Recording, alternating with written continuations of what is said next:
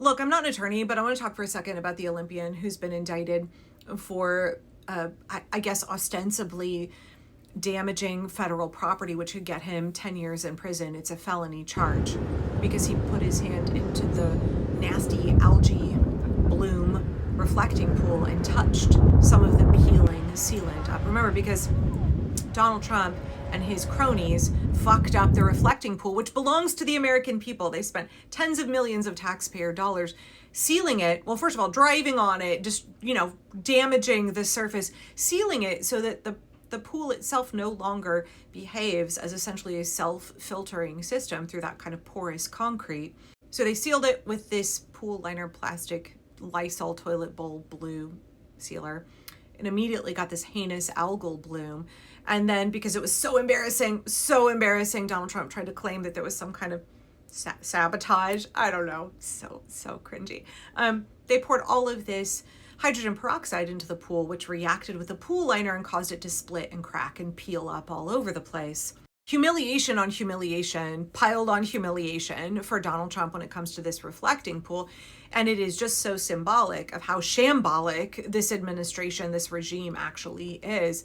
And, it made Donald Trump a laughingstock. He's a laughingstock in so many ways, but this in particular really grated on him because people were laughing in his fucking face. It was just pure incompetence on full display. And then it highlighted the grift, graft, corruption of this regime because he gave those contracts to his buddies, to Trump donors.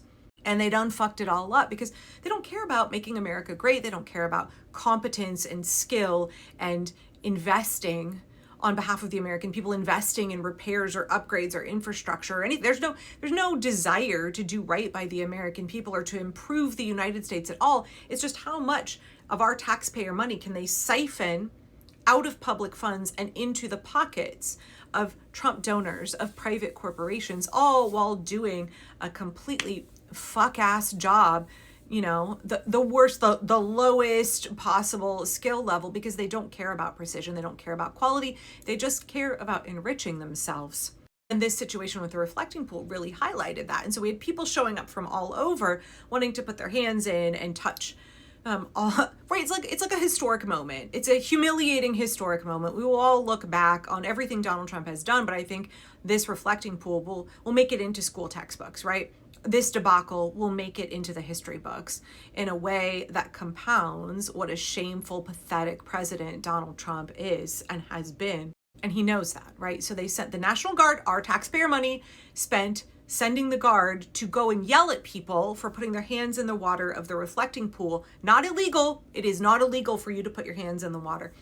And they started arresting folks. They were yelling at little children. They were yelling at parents. They were arresting people for touching all of this peeling up liner. And that's because Jeanine Pirro and Donald Trump wanted to try and claim that the reason all of the liner was peeling up was because of vandalism. And we saw corporate media, not just corporate media, but also like NPR parroting Donald Trump talking points that someone had come and slashed the liner. That's not how it works.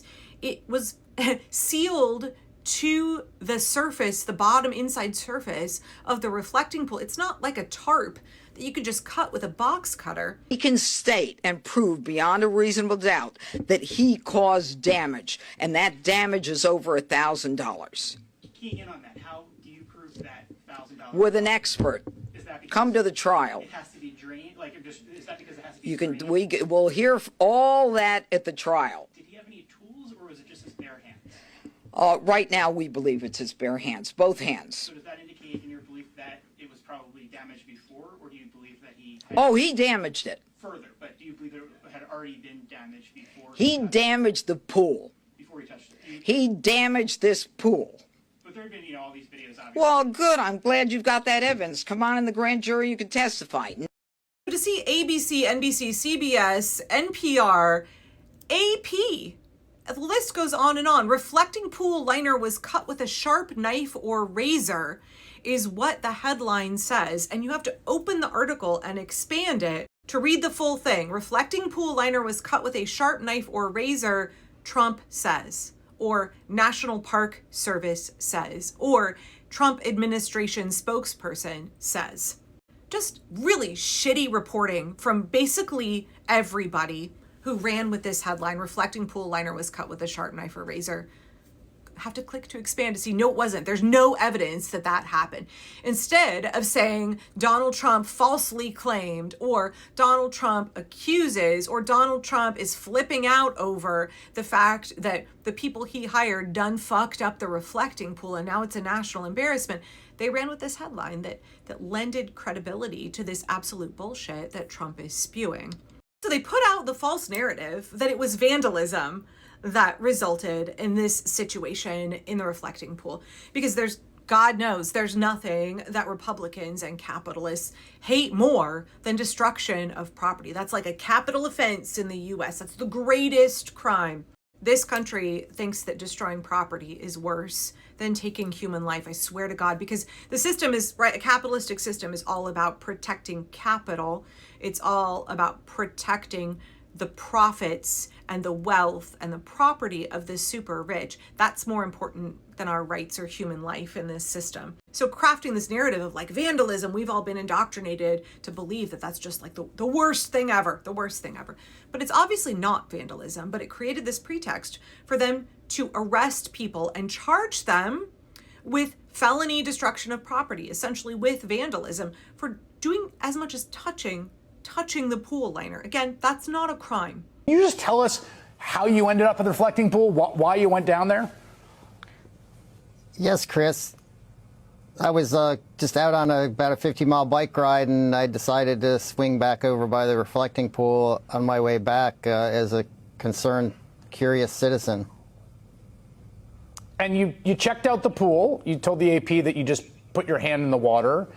And then what happened? You had, I've seen like National Guardsmen came up to you and then park police. How did that all go down? As soon as I left the side of the reflecting pool and went back to my bike that was laid down on its side on the edge of the grass, 3 National Guard troops sort of materialized and started talking to me about, after I greeted them, they were talking to me about the park police wanting to talk to me. And they arrested you? They put some sort of cuffs or zip ties on you behind your back?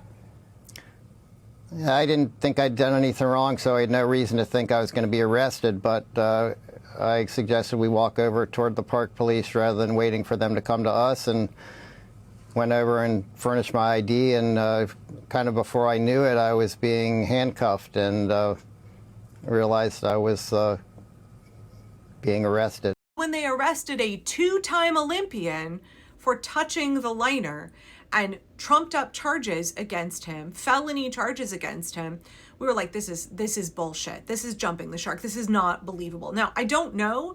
They did return an indictment, and you can indict a ham sandwich in the US. I don't know what was said in that grand jury room. We've seen multiple other indictments that the Donald Trump Department of Injustice has managed to be thrown out.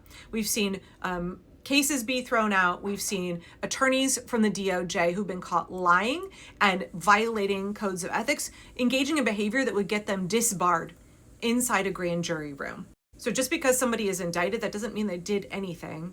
They didn't do anything. And Norm Eisen, who is a very well-respected attorney, has taken up the case. He has agreed to be the defense attorney in this case. He was arrested. Did he have any large paint chips on him? I mean, these are questions I never thought I would be asking, but any piece of the lining? Not. No, of course not, Anderson. This is a meritless prosecution. We will get into all the details in court.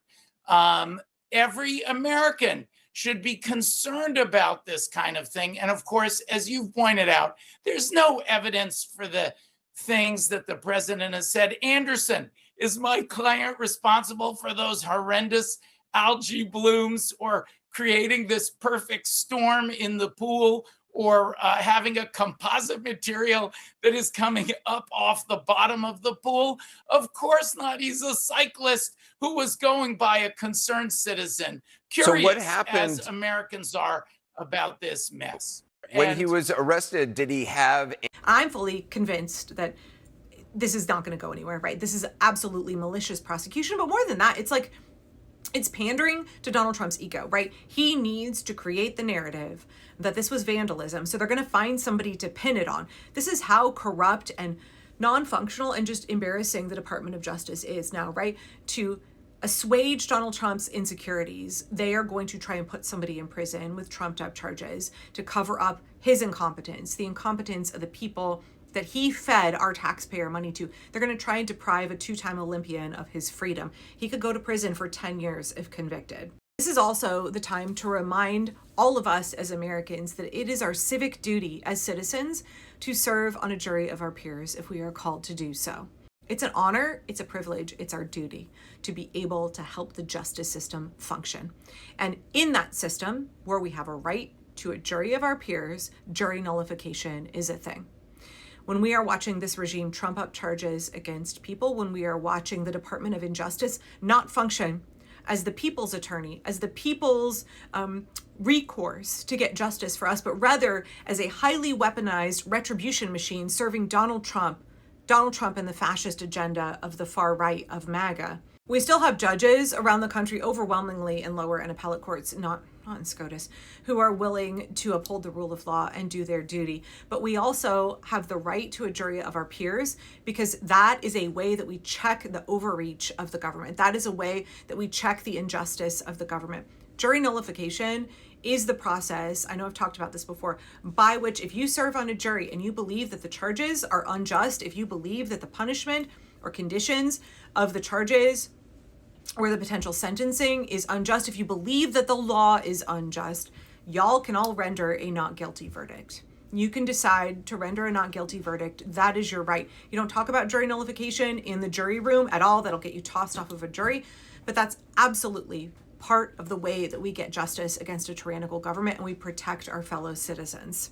Remember last year, there was the Department of Justice employee who lobbed a Subway sandwich at somebody from Customs and Border Patrol, I believe, or ICE, and he got charged with felony assault, and the jury rendered a not guilty verdict in that case. Justice was done, right? We are watching Donald Trump weaponize the Department of Justice to try and crush dissent, to try and suppress our rights. And so it's up to us to decide whether we are willing to do our civic duty and serve on juries. And if we are going to do that, we need to acquaint ourselves very well with the concept of jury nullification. We understand how to use it. We understand what happens when the Department of Justice is no longer trustworthy, when the Department of Justice no longer has any credibility, when they are hell-bent on defying the law, when they're hell-bent on putting an Olympian in prison for 10 years because Donald Trump was humiliated and embarrassed. We got to know what our rights are, and we got to know how we serve in this role, how being on a jury can be part of the defense of democracy. I bet these charges will get tossed, but if they don't, we all need to understand the assignment.